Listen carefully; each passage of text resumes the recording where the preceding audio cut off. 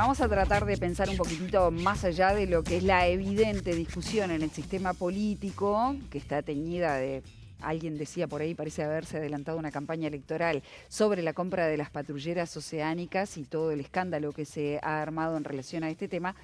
Nadie niega la necesidad de que Uruguay tenga control de su mar territorial por cuestiones de pesca ilegal, por cuestiones de narcotráfico, en fin, porque hay que tener protegida la frontera, o por lo menos así lo entendemos. Pero más allá de la polémica, capaz que está bueno pensar en cuáles son las capacidades que tiene Uruguay en caso de querer tener patrulleras propias elaboradas hechas en nuestro país. ¿Esto es posible? No, se nos abre la incógnita y para eso recibimos a Caro, que viene con un informe. Gracias, Gaby. Bueno, el disparador lo tiraron los funcionarios, los trabajadores metalúrgicos, ¿no? Cuando empieza todo este escándalo del caso Cardama, la primera voz que surge es ¿por qué no nos dan trabajo a nosotros que venimos, tenemos experiencia, conocemos el tema, tenemos ganas de trabajar y sería una oportunidad para desarrollar la industria acá en Uruguay? Entonces, a partir de eso es que la idea era justamente poder contarles si eso realmente es posible. Para que tengan una idea, en Uruguay desde hace más de 20 años que se está tratando de tener patrullas oceánicas, ¿no? 20 años. Hubo 2 intentos fallidos, de compras fallidas.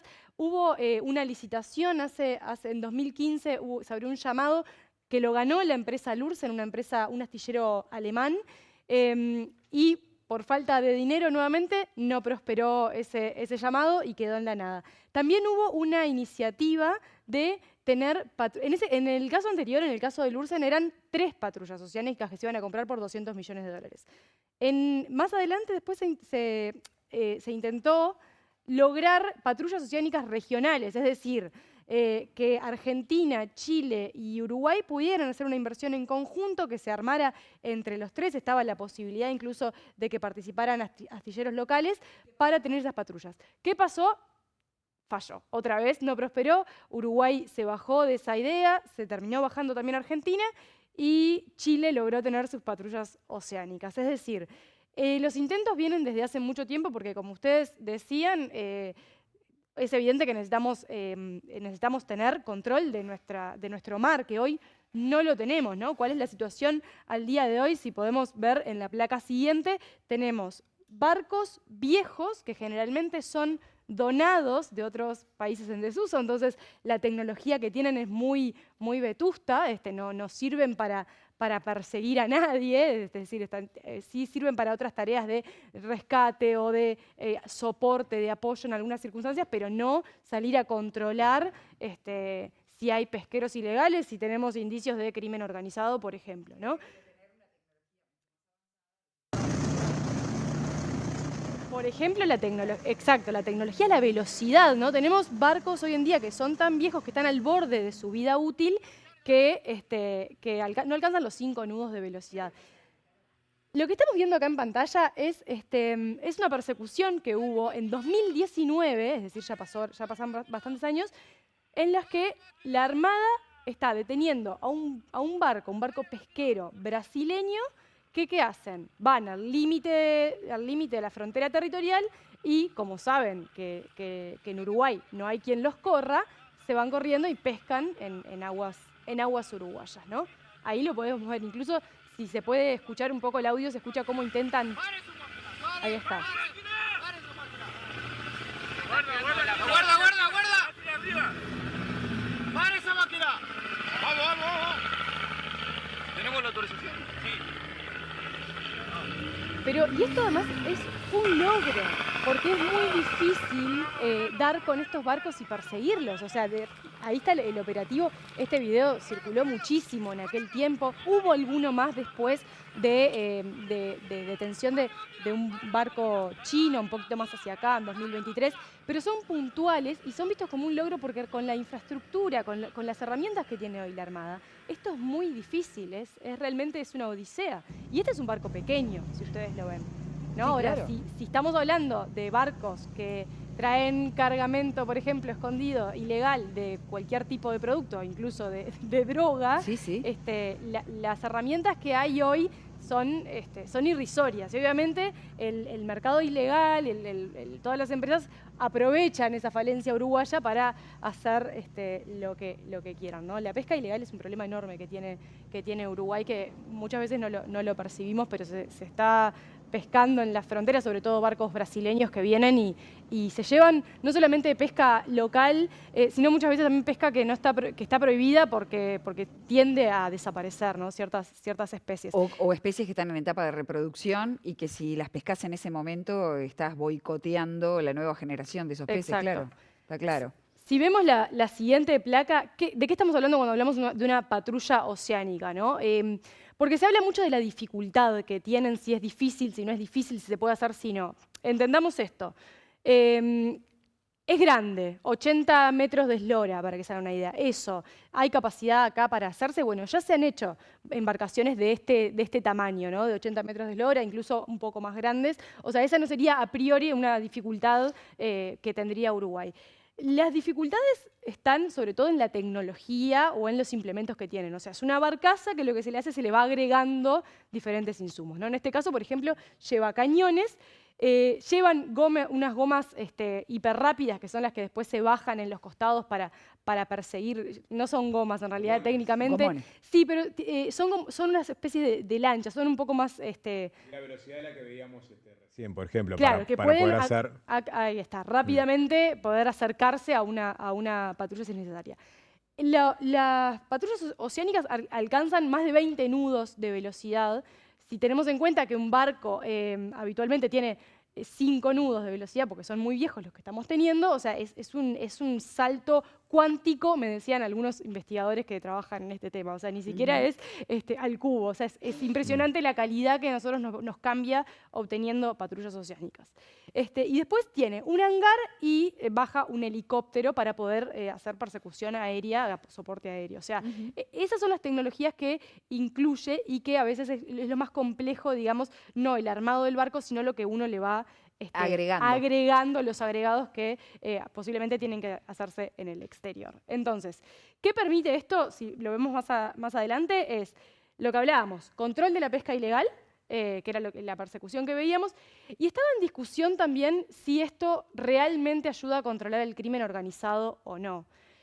Los argumentos que aparecen, que son bastante entendibles, no tienen que ver con que a partir de esto, entonces ahora Uruguay va a tener la posibilidad de frenar el crimen organizado.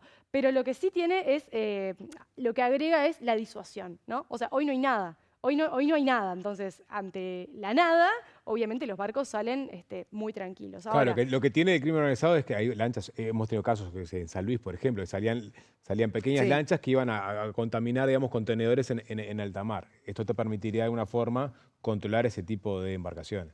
Exactamente. Entonces, vos tenés a las patrullas, supongamos que logramos en Uruguay tener las patrullas oceánicos, estos barcos que salen generalmente por la hidrovía o que salen del puerto, y bueno, van a buscar otras rutas, ¿no? O sea, van a buscar una alternativa para evadir esas patrullas oceánicas que van a estar ahí disuadiendo este tipo de situaciones, ¿no? Pero a ver, la pregunta disparadora, ¿y si los hacemos acá? ¿Y si evitamos la cuestión Cardama o lo complementamos con el exterior, pero hay una pata local en la construcción?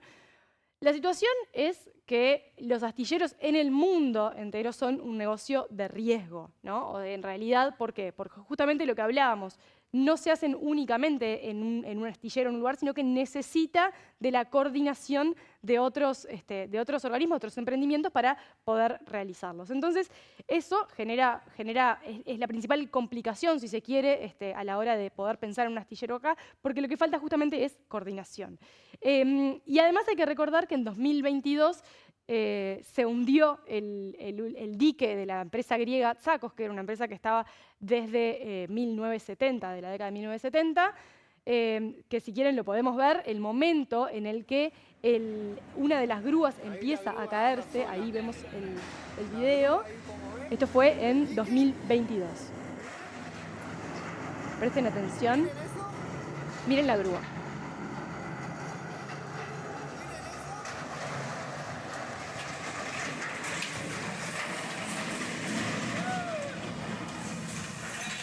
Ahí está. ¡Oh, la draga! el trabajador que estaba ahí grabando, sorprendido, porque el dique Saco, compañero. el dique, Y que está era cargado el de dique más gente. importante que tenía, un dique flotante que había acá. Tiene 4 embarcaciones. Esa fue la grúa del dique. Se cayó la otra grúa del dique. Allá está la gente en el dique. Ahí está. Lleno de gente. Eso fue lo que pasó, que fue el último golpe que recibió la industria de los astilleros acá, porque con el dique hundido, la grúa que se cae, se rompieron 3 embarcaciones que eran operadas por el Estado también. Se perdió la posibilidad de recibir barcos para arreglar, para reparar o para construir, ¿no? Entonces, 2 años después, el astillero griego se va del país y termina de dinamizar o termina de romper un poco el negocio de los astilleros en Uruguay, porque era el que le daba trabajo a muchos astilleros, no muchos, pero a varios astilleros locales más pequeños, ¿no? Generalmente trabajaban en conjunto. Eran Entonces, sacos. podríamos decir que tendríamos mano de obra calificada, problemas de coordinación para recibir los insumos calificados, es decir, los más complejos, pero que no tenemos infraestructura. La infraestructura en realidad se puede ampliar. Lo que sí Ajá. necesita es ampliarse. O sea, hoy hay una base, pero ¿qué pasa? Se necesita mucha inversión. Entonces, lo que te dicen es, está bien, vamos a invertir porque queremos dinamizar, queremos que crezca la industria de los astilleros, de la construcción naval en Uruguay. Pero tenemos que tener proyectos. Entonces, si nosotros tenemos hacemos, vamos a suponer, 2 patrullas oceánicas. ¿Qué pasa después? ¿Qué hago con toda esa infraestructura, con todas esas personas que capacitamos para que puedan hacerlo, ¿no? Entonces, lo que propone es, bueno, tiene que haber un impulso del Estado para proteger a la industria de los astilleros, como pasa en el resto de América Latina. Pero si a ustedes les parece, vamos al cerro, que es ahí es donde está Virna Castelli en este momento, y es donde opera el único astillero que hoy está construyendo barcos de cero. Muy bien, Caro, muchísimas gracias. Exactamente, llegamos hasta el cerro, vamos a conversar Grecia y la Rambla prácticamente. Vamos a conversar con Santiago García, él es uno de los directores, de los trabajadores además de este Nitromar, este astillero que como vos decías es el único y que en este momento está construyendo algunas que otras barcazas. Vinimos hasta acá para ver la posibilidad, si es factible que un astillero uruguayo pueda fabricar patrullas oceánicas. Muchísimas gracias, Santiago García, buenos días para ti por esta posibilidad. Bueno, hoy es el único astillero, ¿cómo está el rubro? Buen día. Buen día. El rubro está empobrecido realmente, pero como decías tú, si las OPV se pueden construir, yo creo que sí, empleando muchos trabajadores y especializándolos, ¿no? Hacer una escuelita de soldadura, de calderería, muchos, son 150 aproximadamente que se van a necesitar en esa construcción. Además de tener el proyecto de ingeniería, ¿no? Que también se podría hacer. Habría que ir viendo cómo cae lo de Cardama, ¿no? Si van a tirarse a hacerlas acá o no. Claro, pero aparte de lo de Cardama, aparte de lo de Cardama, la pregunta es si es realmente factible que se puedan hacer, si tenemos desde la tecnología, los recursos humanos, desde la idea ya, partiendo desde la idea que se puedan construir, son barcazas que... no son barcazas, son patrulleras oceánicas. Ahí está, perdón, son patrullas oceánicas. Sí, ¿con qué material se deberían hacer? Porque tienen que ser rápidas. Ahora las están pidiendo en acero, nosotros nos estamos especializando en el aluminio. Esta es la 6ª embarcación que hacemos en aluminio. Pero sí, se pueden hacer en acero tranquilamente. Y los materiales son todos importados.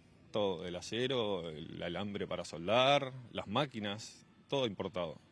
Lo que no va a ser importado van a ser los trabajadores, que yo prefiero que sean todos uruguayos. Hay que especializarlos, eso es lo que decía, que no cualquiera podría entrar a esta construcción. Tienen que estar bien entrenados y bueno, y seguir. ¿Esa especialización se hace aquí en Uruguay? Sí, se hace, sí, por supuesto. Sí, sí. Nosotros constantemente estamos entrenando a la gente, a los nuestros, ¿no? Ahora particularmente en aluminio. Entrenamiento diario es. Hay días vienen mejor que otros, pero se van entrenando bien.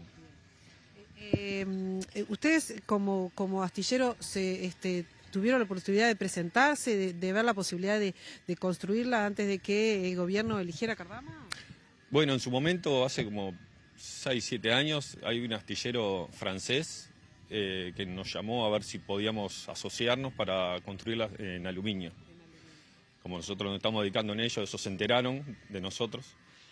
Y nosotros dijimos que sí, y el gobierno prefirió hacerlas en acero. No querían el desplazamiento, decía que era poco para ese mar. Claro, ¿cuál es la diferencia entre aluminio y acero? Y pesa menos, pero puede andar más rápida, puede consumir menos. Son muy buenas las virtudes que tiene la construcción del aluminio, ¿no? El acero, obviamente, necesitas mucho motor para mover esa masa, ¿no? Claro, porque quedaría más pesada. Obviamente, exactamente. Los barcos, por ejemplo, de buquebús son de aluminio, por algo son. Andan rapidísimo con un jet, lo que sea, y son de ese material. Pero en acero se pueden hacer, la gran mayoría son de acero, ojo, ¿no? También hay de aluminio. Y sí la idea, porque necesitan esas patrullas especificaciones de construcción. Eso sí es factible realizarlo, bueno, por todo lo que requiere, ¿no? Sí, totalmente. El proyecto básico se podría hacer acá también. Mi socio es Danilo López, el primer ingeniero naval recibido acá en Uruguay, con vasta experiencia. Y se puede, hay otros ingenieros, se pueden hacer un grupo de trabajo, se puede hacer bien el proyecto tranquilamente. ¿Ustedes se han comunicado con el gobierno para ver esta posibilidad? ¿Alguien del gobierno ha venido a alguna posibilidad? No, para nada. No, nunca hablamos con nadie. ¿Estarían dispuestos a conversar, sentarse a conversar, si existe la posibilidad de que se puedan construir acá? Sí, por supuesto, claro que sí. ¿Cuánto se demoraría? Y hay que ver el proyecto, calculo 3 años se demoraría. 3 años para las dos, no, para una. cada OPV. Es grande, hay que entrenar mucha gente, va a haber mucho trabajo. Y lo importante de esto es que si se hace en el país, todo el dinero volcado del gobierno queda en el país, ¿no? Entonces, y además la capacitación también a las personas. Ni que tal vez se van a generar muchos talleres aledaños al astillero, que se va a formar mucha gente. Para mí es muy positivo eso, ¿no? Y factible. Sí, por supuesto. Muchísimas gracias, García. Por favor. Ahí estaba entonces la palabra de Santiago García, uno de los directivos de Kirin y Tromar, el único astillero en el país. Nos vemos mañana, linda jornada para todos. Chau, chau. Muchísimas gracias, Virna. Y con esto cerramos el informe, que algo que les quiero comentar bien cortito, ¿no? A partir de este tema me contactó un ingeniero naval en Argentina, Raúl Podetti, que lo que decía es que en América Latina el negocio de los astilleros funciona bien en la medida que tenga protección y un impulso del Estado, ¿no? Una necesidad, un incentivo para que funcione, y que vienen funcionando bien de esa forma. Me pareció sumamente interesante agregar esta otra dimensión que no tiene que ver con el chisporroteo político, que no tiene que ver solo con la inversión, sino con las capacidades que tenemos en Uruguay para realizar cosas que a veces, bueno, tenemos la perspectiva de que solo se pueden hacer afuera. De hecho, hay franceses pidiéndole a este astillero que construya cosas aquí. Así que te podemos llegar a tener mano de obra calificada. Simplemente es un aporte desde la televisión pública para la discusión pública. Gracias por habernos acompañado. Precisamos todos un recreo. Nos lo vamos hacia ahí. Chau, chau. Con los 5 sentidos intactos. Con los 5 sentidos